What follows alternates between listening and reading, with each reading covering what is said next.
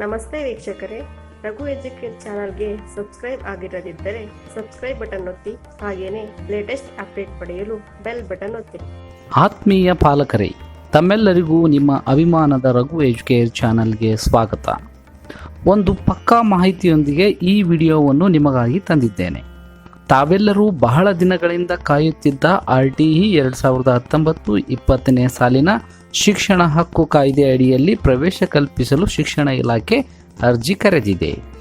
RTE ಅಡಿಯಲ್ಲಿ ಪ್ರವೇಶ ಪಡೆಯಲು ಅರ್ಜಿ ಸಲ್ಲಿಕೆ ಪ್ರಾರಂಭ ದಿನಾಂಕ ಮಾರ್ಚ್ 20, 2019 ಮತ್ತು ಅರ್ಜಿ ಸಲ್ಲಿಸಲು ಕೊನೆಯ ದಿನಾಂಕ ಏಪ್ರಿಲ್ 15, 2019 ಆಗಿರುತ್ತದೆ.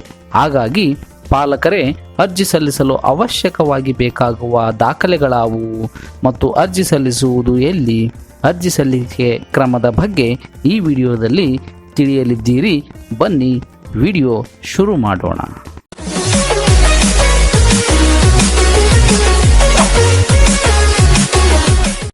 ಕರ್ನಾಟಕ ರಾಜ್ಯ ಸರ್ಕಾರವು 2019-20ನೇ ಸಾಲಿಗಾಗಿ ಶಿಕ್ಷಣ ಹಕ್ಕು ಕಾಯ್ದೆ ಅಡಿಯಲ್ಲಿ ಪ್ರವೇಶ ಪ್ರಕ್ರಿಯೆ ಪ್ರಾರಂಭಿಸಿದ್ದು, ಅರ್ಜಿ ಹಾಕಲು ದಿನಾಂಕ ನಿಗದಿಪಡಿಸಿ ಸುತ್ತೋಲೆ ಹೊರಡಿಸಿರುತ್ತದೆ. RTE ಅಡಿಯಲ್ಲಿ ಪ್ರವೇಶ ಬಯಸುವ ಮಕ್ಕಳ ಪಾಲಕರು ಸೂಕ್ತ ದಾಖಲಾತಿಗಳೊಂದಿಗೆ ಅರ್ಜಿ ಸಲ್ಲಿಸಬಹುದಾಗಿದೆ. ಅರ್ಜಿ ಸಲ್ಲಿಸಲು ಮಗುವಿನ ವಯಸ್ಸು ಎಷ್ಟಿರಬೇಕು? LKG ಪ್ರವೇಶಕ್ಕಾಗಿ ಅರ್ಜಿ ಸಲ್ಲಿಸಲು ಮಗುವಿನ ವಯಸ್ಸು 3 ವರ್ಷ 10 ತಿಂಗಳಿನಿಂದ 4 ವರ್ಷ 10 ತಿಂಗಳುಗಳ ನಡುವೆ ಜನಿಸಿರುವ ಮಗುವಾಗಿರಬೇಕು. ಅಂದರೆ ಮಗು 1/8/2014ರಿಂದ 1/8/2015 ನಡುವೆ ಜನಿಸಿರುವ ಮಗುವಾಗಿರಬೇಕು. ಇನ್ನು 1ನೇ ತರಗತಿಗೆ ಅರ್ಜಿ ಸಲ್ಲಿಸಲು ಮಗುವಿನ ವಯಸ್ಸು 5 ವರ್ಷ 10 ತಿಂಗಳುಗಳಿಂದ 6 ವರ್ಷ 10 ತಿಂಗಳುಗಳ ನಡುವಿನ ವಯಸ್ಸಿನ ಮಗುವಾಗಿರಬೇಕು. ಅಂದರೆ 1/8/2012ರಿಂದ 1/8/2013 ದಿನಾಂಕಗಳ ನಡುವೆ ಜನಿಸಿರುವ ಮಗು ಅರ್ಜಿ ಸಲ್ಲಿಸಬಹುದು. ಇನ್ನು ಅರ್ಜಿ ಸಲ್ಲಿಸಲು ಬೇಕಾಗುವ ಪ್ರಮುಖ ದಾಖಲೆಗಳು ಯಾವುವು? ಪ್ರವೇಶಾತಿಗಾಗಿ ಅರ್ಜಿ ಸಲ್ಲಿಸಲು ಪ್ರಮುಖವಾಗಿ ಬೇಕಾಗುವ ದಾಖಲೆಗಳಲ್ಲಿ ಮೊದಲನೆಯದಾಗಿ ಮಗುವಿನ ಭಾವಚಿತ್ರ. ಅಂದರೆ ಮಗುವಿನ ಆಧಾರ್ ಕಾರ್ಡ್ ಇಲ್ಲವಾದಲ್ಲಿ ಕಡ್ಡಾಯವಾಗಿ ಮಗುವಿನ ಭಾವಚಿತ್ರ ಬೇಕು.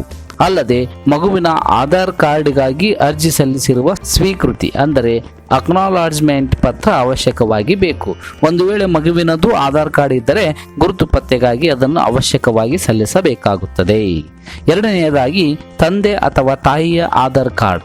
ಇದು ಅತ್ಯಂತ ಮುಖ್ಯವಾದ ದಾಖಲೆಯಾಗಿದ್ದು, ವಾಸಸ್ಥಳ ಪತ್ತೆಗಾಗಿ ಇದನ್ನು RTE ತಂತ್ರಾಂಶ ಬಳಸಿಕೊಳ್ಳುತ್ತದೆ.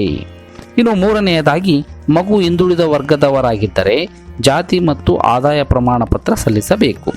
ಮಗು SC ST ಪ್ರವರ್ಗ 1ಕ್ಕೆ ಸೇರಿದ್ದರೆ ಜಾತಿ ದೃಢೀಕರಣ ಪತ್ರ ಸಲ್ಲಿಸಬೇಕು. ನಾಲ್ಕನೆಯದಾಗಿ ಅನಾನುಕೂಲ ಪರಿಸ್ಥಿತಿಯಲ್ಲಿರುವ ಮತ್ತು ದುರ್ಬಲ ವರ್ಗದ ಮಕ್ಕಳಾಗಿದ್ದರೆ ವಿಶೇಷ ಪ್ರವರ್ಗಗಳ ದೃಢೀಕರಣ ಪತ್ರ ಸಲ್ಲಿಸಬೇಕು. ಈ ಎಲ್ಲ ಪ್ರಮುಖ ದಾಖಲೆಗಳೊಂದಿಗೆ ಸಂಬಂಧಿಸಿದ BO ಕಚೇರಿಗಳಲ್ಲಿ ಅಥವಾ ಅಟಲ್ಜಿ ಜನಸ್ನೇಹಿ ಕೇಂದ್ರಗಳಲ್ಲಿ ಅರ್ಜಿ ಸಲ್ಲಿಸಬಹುದು.